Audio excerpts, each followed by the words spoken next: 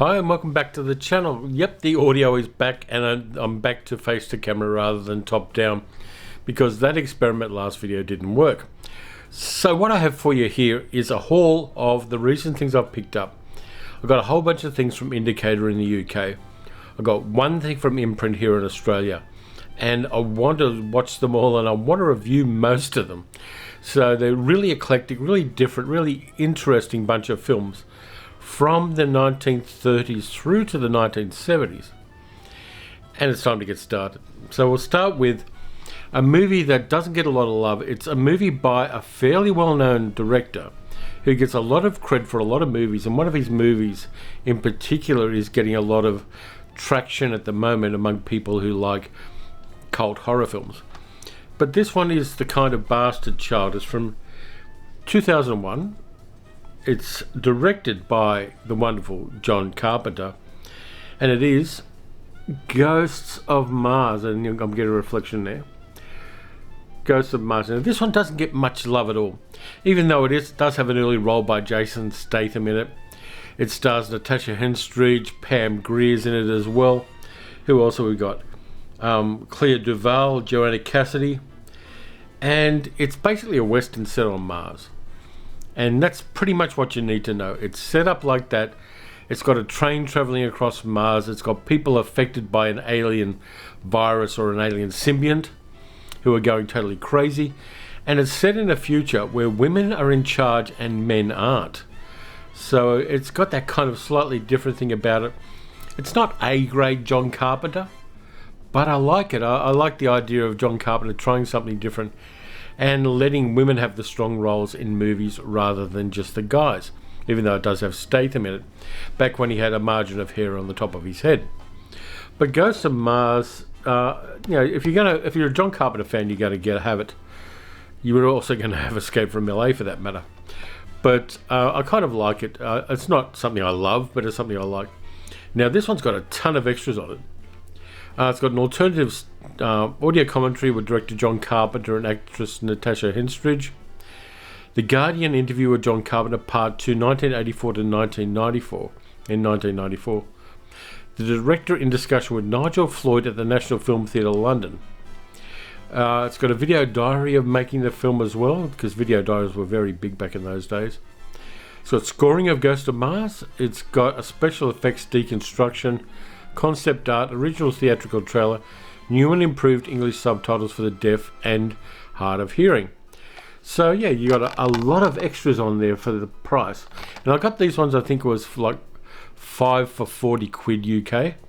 So I got them quite cheaply. In fact, more cheaply in this case than I could get it in Australia and an Australian edition. So yeah, I also got Ice Cube in it as well. I forgot Ice Cube. But Ghosts of Mars, nice pickup. I got 5 discs in this deal, but I've added a couple for the haul. So the next one is a movie that I'm surprised I didn't already have in my collection.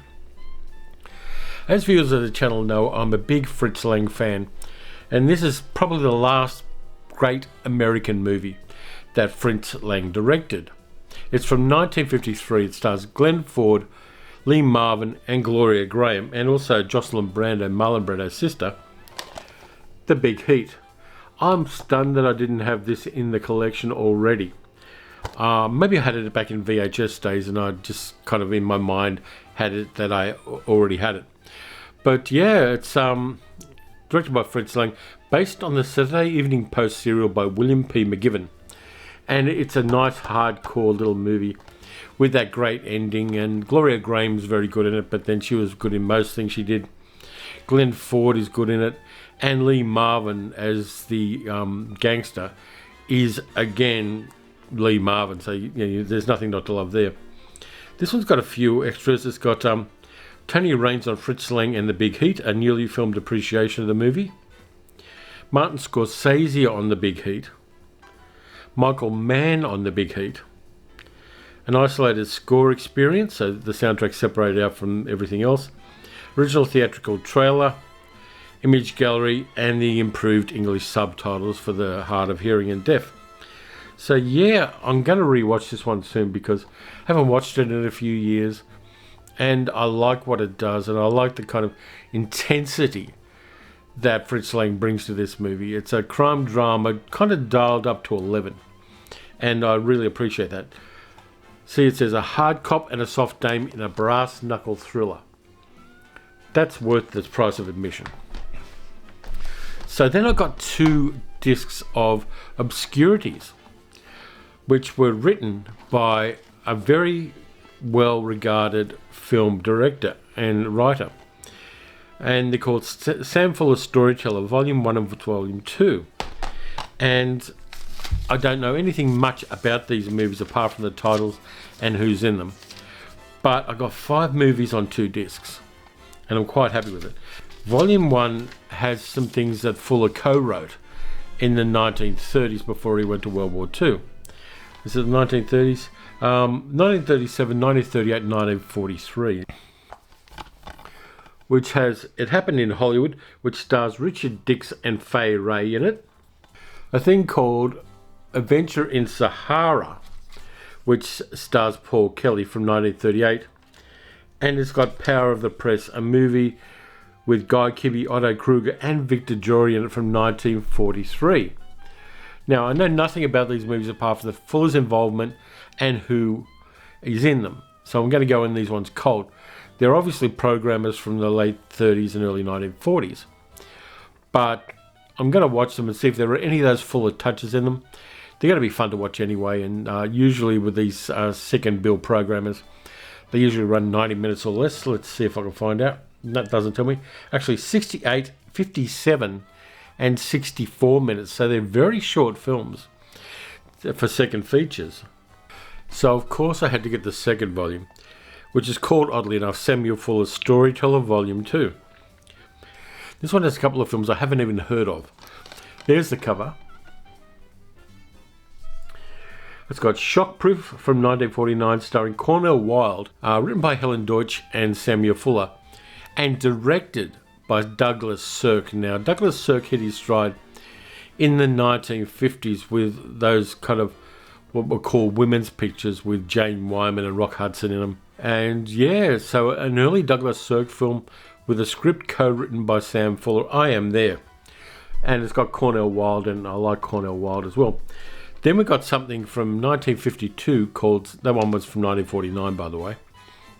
We got something from 1952 called Scandal Sheet, starring Broderick Crawford and Donna Reed, and directed by Phil Carlson, who is one of the great unsung cult directors in Hollywood in the 1950s and 1960s. There are a few extras on disc 1, but there are a bunch of extras on disc 2 as well.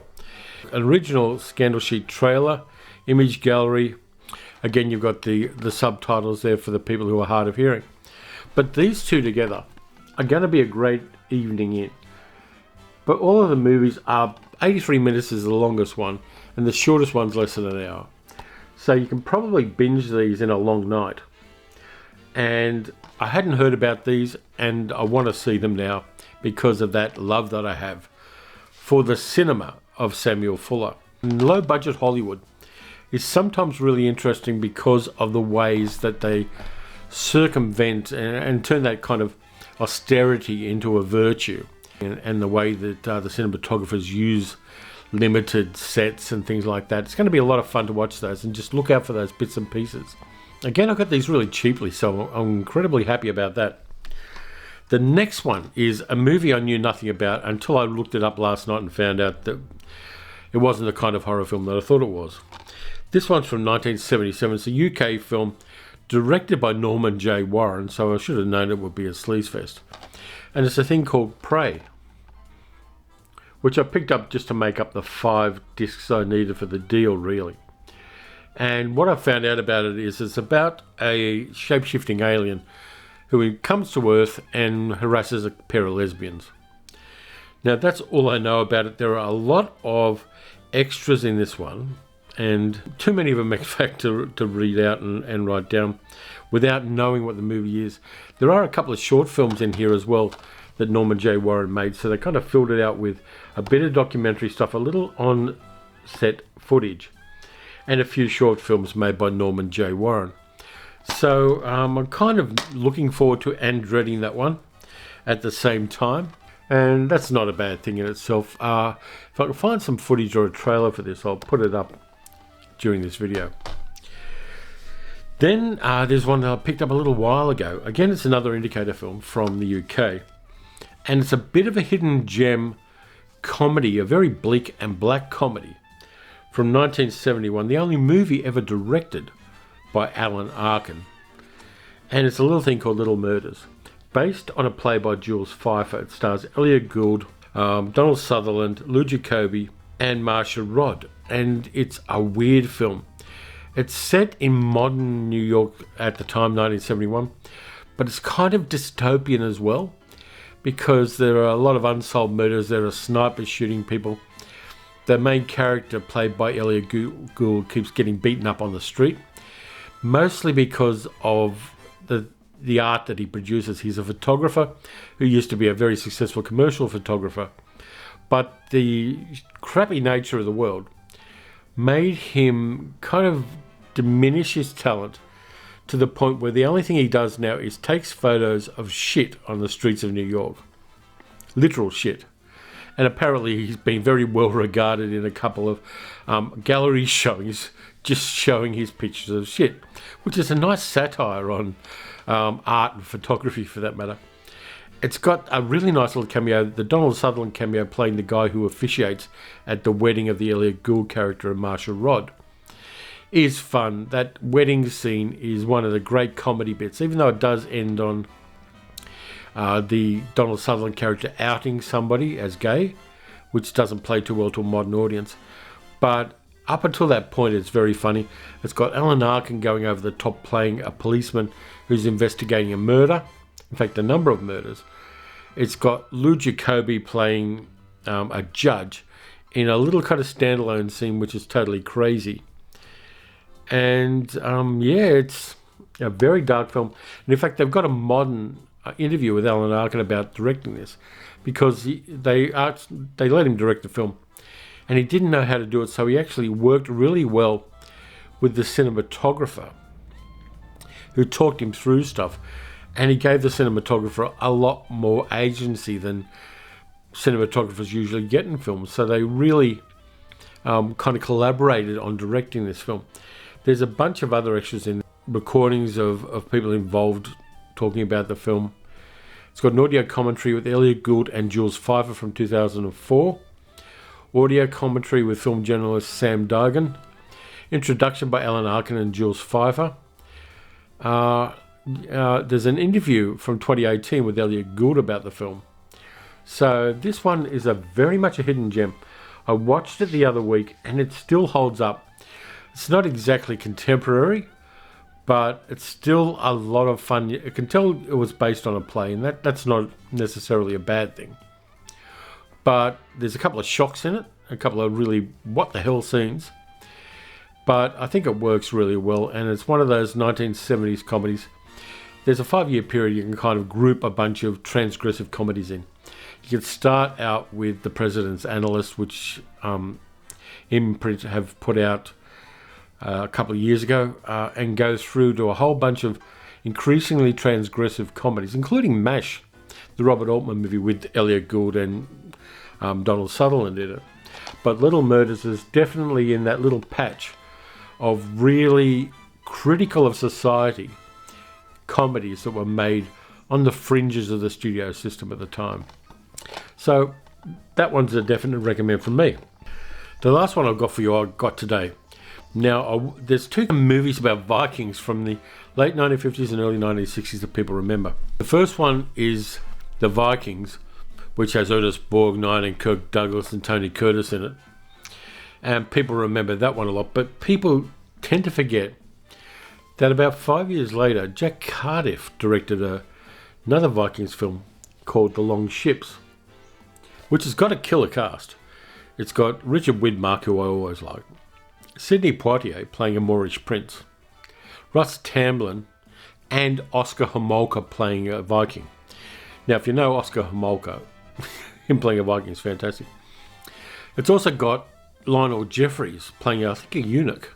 A maverick Norse warrior guides his Viking brother, the king's daughter, in a long ship full of warriors in search of the fabled Mother of Voices, a giant solid gold bell coveted by Ali Mansour, a Moorish prince obsessed with retrieving the legendary belt at any cost.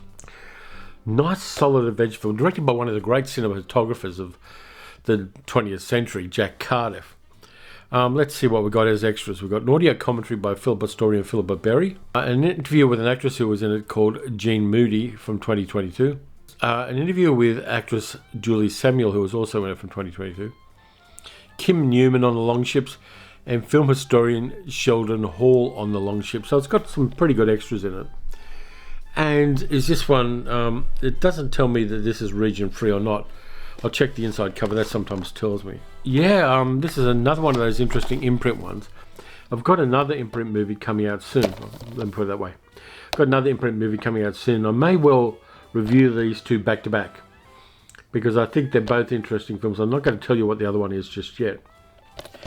But that's the movie haul I've got recently, and I'm quite pleased with it. They're not anything kind of mainstream apart from maybe The Big Heat, but there they are there.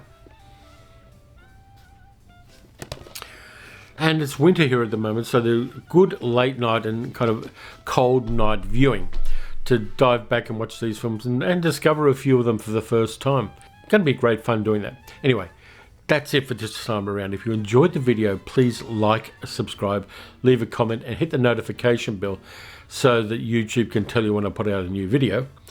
You can also support the channel by going to patreon.com/paleocinema and donating there. A lot of people are, and they get a little bit extra. I'm going to be putting some scripts of videos I make up on there, as well as some other reviews. So there's increasing amounts of extra content there if you want it. I may even do a video or two specifically for the Patreon supporters in the next few weeks. I've got a couple of ideas for that. Anyway, that's it. Look after yourselves. Stay safe. Watch some good movies. Watch some bad movies. Take a chance on some older films that you haven't seen before. You're probably not going to be disappointed. And I'll catch you next time.